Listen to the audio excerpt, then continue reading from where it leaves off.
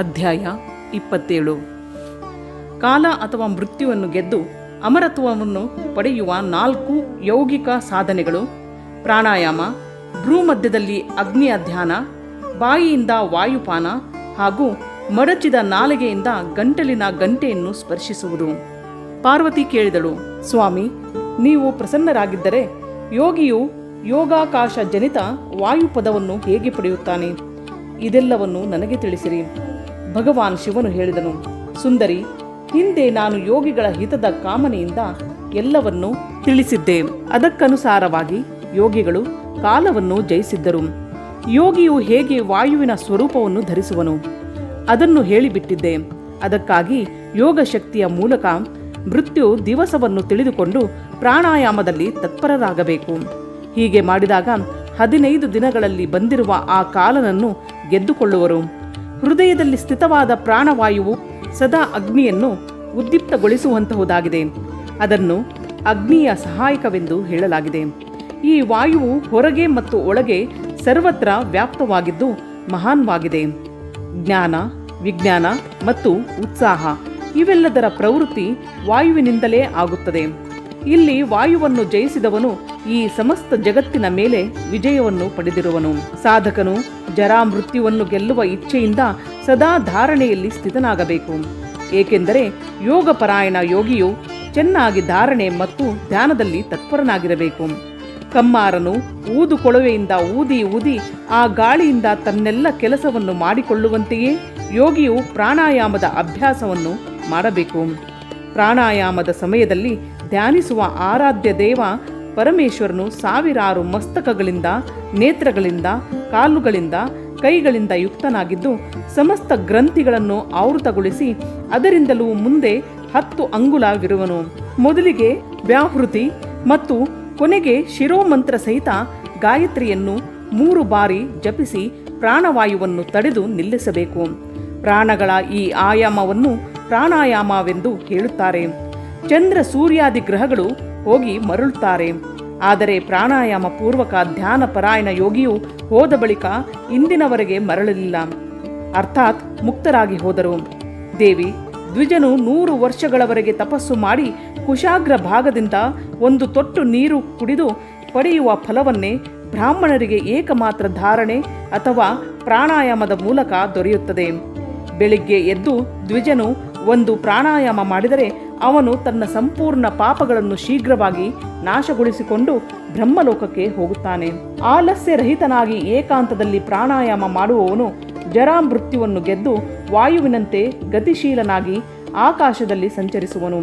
ಅವನು ಸಿದ್ಧರ ಸ್ವರೂಪ, ಕಾಂತಿ, ಮೇಧ, ಪರಾಕ್ರಮ ಮತ್ತು ಶೌರ್ಯವನ್ನು ಪಡೆದುಕೊಳ್ಳುವನು. ಅವನ ಗತಿಯು ವಾಯುವಿನಂತೆ ಆಗಿ ಅವನಿಗೆ ಇಚ್ಛಿಸಿದ ಸುಖ ಹಾಗೂ ಪರಮಸುಖವು ದೊರೆಯುತ್ತದೆ. ದೇವೇಶ್ವರಿಯೇ, ಯೋಗಿಯು ವಾಯುವಿನಿಂದ ಸಿದ್ಧಿಯನ್ನು ಹೇಗೆ ಪಡೆಯುವನು ಎಂಬ ಎಲ್ಲ ವಿಧಾನವನ್ನು ತಿಳಿಸಿದೆ. ಇನ್ನು ತೇಜದಿಂದ ಅವನು ಹೇಗೆ ಸಿದ್ಧಿ ಲಾಭವನ್ನು ಪಡೆಯುವನು ಎಂಬುದನ್ನು ಹೇಳುವೆನು. ಇತರ ಜನರ ಮಾತುಕತೆ, ಗದ್ದಲ ಇಲ್ಲದಿರುವ ಶಾಂತ ಏಕಾಂತ ಸ್ಥಾನದಲ್ಲಿ ತನ್ನ ಸುಖಮಯ ಆಸನದಲ್ಲಿ ಕುಳಿತುಕೊಂಡು ಚಂದ್ರ ಮತ್ತು ಸೂರ್ಯ ಅಂದರೆ ಎಡ ಬಲ ನೇತ್ರರ ಕಾಂತಿಯಿಂದ ಪ್ರಕಾಶಿತ ಮಧ್ಯದ ಭ್ರೂ ಮಧ್ಯಭಾಗದಲ್ಲಿ ಅವ್ಯಕ್ತ ರೂಪದಿಂದ ಪ್ರಕಾಶಿತವಾಗುವ ಅಗ್ನಿಯ ತೇಜವನ್ನು ಆಲಸ್ಯರಹಿತ ಯೋಗಿಯು ಕೈಯ ಬೆರಳುಗಳಿಂದ ಪ್ರಯತ್ನಪೂರ್ವಕ 2 ಕಣ್ಣುಗಳನ್ನು ಸ್ವಲ್ಪ ಒತ್ತಿ ಹಿಡಿಯಬೇಕು ಮತ್ತು ಅವುಗಳ ತಾರೆಗಳನ್ನು ನೋಡುತ್ತಾ ಏಕಾಗ್ರ ಚಿತ್ತದಿಂದ ಅರ್ಧ ಮುಹೂರ್ತದವರೆಗೆ ಅವನ್ನೇ ಚಿಂತಿಸಬೇಕು. ಅನಂತರ ಅಂಧಕಾರದಲ್ಲಿಯೂ ಧ್ಯಾನ ಮಾಡಿದಾಗ ಆ ಈಶ್ವರೀಯ ಜ್ಯೋತಿಯನ್ನು ನೋಡಬಲ್ಲನು. ಆ ಜ್ಯೋತಿಯು ಬಿಳಿ, ಕೆಂಪು, ಹಳದಿ, ಕಪ್ಪು ಹಾಗೂ ಕಾಮನ ಬಿಲ್ಲಿನಂತೆ ಬಣ್ಣಗಳಿಂದ ಇರುತ್ತದೆ. ಭ್ರೂಮಧ್ಯದಲ್ಲಿ ಲಲಾಟವರ್ತಿ ಬಾಲ ಸೂರ್ಯನಂತೆ ತೇಜವುಳ್ಳ ಆ ಅಗ್ನಿದೇವರ ಸಾಕ್ಷಾತ್ಕಾರ ಪಡೆದು ಯೋಗಿಯು ಇಚ್ಛಾನುರೂಪವನ್ನು ಧರಿಸುವವನಾಗುವನು ಹಾಗೂ ಮನೋವಾಂಛಿತ ರೂಪವನ್ನು ಧರಿಸಿ ಕ್ರೀಡಿಸುವನು. ಆ ಯೋಗಿಯು ಕಾರಣ ತತ್ವವನ್ನು ಶಾಂತಗೊಳಿಸಿ ಅದರಲ್ಲಿ ಪ್ರವಿಷ್ಟನಾಗಿ ಬೇರೆಯವರ ಶರೀರದಲ್ಲಿ ಪ್ರವೇಶಿಸುವುದು, ಅಣಿಮಾದಿ ಗುಣಗಳನ್ನು ಪಡೆಯುವುದು, ಮನಸ್ಸಿನಿಂದಲೇ ಎಲ್ಲವನ್ನು ನೋಡುವುದು, ಇತರರ ಮಾತನ್ನು ಕೇಳುವುದು, ತಿಳಿಯುವುದು, ಅದೃಶ್ಯನಾಗುವುದು, ಅನೇಕ ರೂಪಗಳನ್ನು ಧರಿಸುವುದು, ಆಕಾಶದಲ್ಲಿ ಸಂಚರಿಸುವುದು ಮುಂತಾದ ಸಿದ್ಧಿಗಳನ್ನು ನಿರಂತರ ಅಭ್ಯಾಸದ ಪ್ರಭಾವದಿಂದ ಪಡೆದುಕೊಳ್ಳುವನು. ಅಂಧಕಾರದಿಂದ ಅತೀತ ಮತ್ತು ಸೂರ್ಯನಂತೆ ತೇಜಸ್ವಿ ಆ ಮಹಾನ್ ಜ್ಯೋತಿರ್ಮಯ ಪುರುಷನನ್ನು ನಾನು ಬಲ್ಲೆನು. ಅವನನ್ನು ತಿಳಿದ ಮನುಷ್ಯನು ಕಾಲ ಮತ್ತು ಮೃತ್ಯುವನ್ನು ದಾಟಿ ಹೋಗುತ್ತಾನೆ. ಮೋಕ್ಷಕ್ಕಾಗಿ ಇದಲ್ಲದೆ ಬೇರೆ ಯಾವುದೇ ಮಾರ್ಗವಿಲ್ಲ. ವೇದಾಹಮೇತಂ ಪುರುಷಂ ಮಹಾಂತಮಾದಿತ್ಯವರ್ಣಂ ತಮಸಃ ಪರಸ್ತಾತ್ ತಮೇವ ವಿದಿತ್ವಾತಿ ಮೃತ್ಯುಮೇತಿ ನಾನ್ಯಃ ಪಂಥ ವಿದ್ಯತೆ ಪ್ರಾಯಣಾಯ. ದೇವಿ, ಈ ಪ್ರಕಾರ ನಾನು ನಿನಗೆ ತೇಜ ತತ್ವದ ಚಿಂತನೆಯ ಉತ್ತಮ ವಿಧಿಯನ್ನು ವರ್ಣಿಸಿರುವೆನು. ಇದರಿಂದ ಯೋಗಿಯು ಕಾಲನ ಮೇಲೆ ವಿಜಯ ಪಡೆದು ಅಮರತ್ವವನ್ನು ಹೊಂದುವನು. ದೇವಿ, ಈಗ ಪುನಃ ಇನ್ನೊಂದು ಶ್ರೇಷ್ಠ ಉಪಾಯವನ್ನು ಹೇಳುವೆನು. ಅದರಿಂದ ಮನುಷ್ಯನು ಸಾಯುವುದಿಲ್ಲ. ದೇವಿ, ಧ್ಯಾನ ಮಾಡುವ ಯೋಗಿಗಳ 4ನೆಯ ಗತಿಯನ್ನು ಹೇಳಲಾಗುತ್ತದೆ. ಯೋಗಿಯು ತನ್ನ ಚಿತ್ತವನ್ನು ವಶದಲ್ಲಿರಿಸಿಕೊಂಡು ಯಥಾಯೋಗ್ಯ ಸುಖಮಯ ಆಸನದಲ್ಲಿ ಕುಳಿತುಕೊಳ್ಳಲಿ. ಅವನು ಶರೀರವನ್ನು ಎತ್ತರಿಸಿ ಬೊಗಸೆಯನ್ನು ಮಾಡಿ ಕೊಕ್ಕಿನಂತಿರುವ ಬಾಯಿಯಿಂದ ನಿಧಾನವಾಗಿ ವಾಯುವನ್ನು ಕುಡಿಯಬೇಕು. ಹೀಗೆ ಮಾಡುವುದರಿಂದ ಜೀವನದಾತ ಜಲದ ಬಿಂದುಗಳನ್ನು ಬೀಳತೊಡಗುವು. ಆ ಬಿಂದುಗಳನ್ನು ವಾಯುವಿನಿಂದ ಮೂಸಿ ನೋಡಬೇಕು. ಆ ಶೀತಲ ಜಲವು ಅಮೃತ ಸ್ವರೂಪವಾಗಿದೆ. ಅದನ್ನು ಪ್ರತಿದಿನವೂ ಕುಡಿಯುವ ಯೋಗಿಯು ಎಂದೂ ಮೃತ್ಯುವಿಗೆ ವಶನಾಗಲಾರನು. ಅವನಿಗೆ ಹಸಿವು ಬಾಯಾರಿಕೆಗಳು ಉಂಟಾಗುವುದಿಲ್ಲ. ಅವನ ಶರೀರ ದಿವ್ಯ ಮತ್ತು ತೇಜವು ಮಹಾನ್ವಾಗುತ್ತದೆ. ಅವನು ಬಲದಲ್ಲಿ ಆನೆಯಂತೆ, ವೇಗದಲ್ಲಿ ಕುದುರೆಯಂತೆ ಆಗುತ್ತಾನೆ. ಅವನ ದೃಷ್ಟಿಯು ಗರುಡನಂತೆ ತೀಕ್ಷ್ಣವಾಗುತ್ತದೆ. ಅವನಿಗೆ ದೂರದ ಮಾತುಗಳು ಕೇಳತೊಡಗುತ್ತವೆ. ಅವನ ಕೂದಲು ಕಪ್ಪಾಗಿ ಗುಂಗುರು ಗುಂಗುರಾಗುತ್ತವೆ.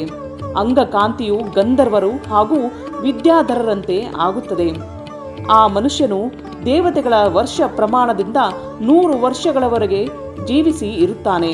ತನ್ನ ಉತ್ತಮ ಬುದ್ಧಿಯ ಮೂಲಕ ಬೃಹಸ್ಪತಿಯಂತೆ ಆಗುವನು. ಇವನಲ್ಲಿ ಇಚ್ಛಾನುಸಾರ ಸಂಚರಿಸುವ ಶಕ್ತಿ ಉಂಟಾಗುತ್ತದೆ ಮತ್ತು ಅವನು ಸದಾ ಸುಖಿಯಾಗಿದ್ದು ಆಕಾಶದಲ್ಲಿ ಸಂಚರಿಸುವ ಶಕ್ತಿಯನ್ನು ಪಡೆದುಕೊಳ್ಳುವನು. ವರಾನನೆ, ಈಗ ಮೃತ್ಯುವಿನ ಮೇಲೆ ವಿಜಯ ಪಡೆಯುವ ಇನ್ನೊಂದು ವಿಧಿಯನ್ನು ಹೇಳುತ್ತಿರುವೆನು. ಅದನ್ನು ದೇವತೆಗಳು ಕೂಡ ಪ್ರಯತ್ನಪೂರ್ವಕ ಅಡಗಿಸಿ ಇಟ್ಟಿರುವರು. ಅದನ್ನು ನೀನು ಕೇಳು. ಯೋಗಿ ಪುರುಷನು ತನ್ನ ನಾಲಿಗೆಯನ್ನು ಮಡಚಿ ಕಿರುನಾಲಿಗೆಗೆ ತಗಲಿಸುವ ಪ್ರಯತ್ನ ಮಾಡಬೇಕು. ಕೆಲವು ಸಮಯದವರೆಗೆ ಹೀಗೆ ಮಾಡುವುದರಿಂದ ಅದು ಕ್ರಮಶಃ ಉದ್ದವಾಗಿ ಗಂಟಲಿನ ಗಂಟೆಯವರೆಗೆ ತಲುಪುತ್ತದೆ.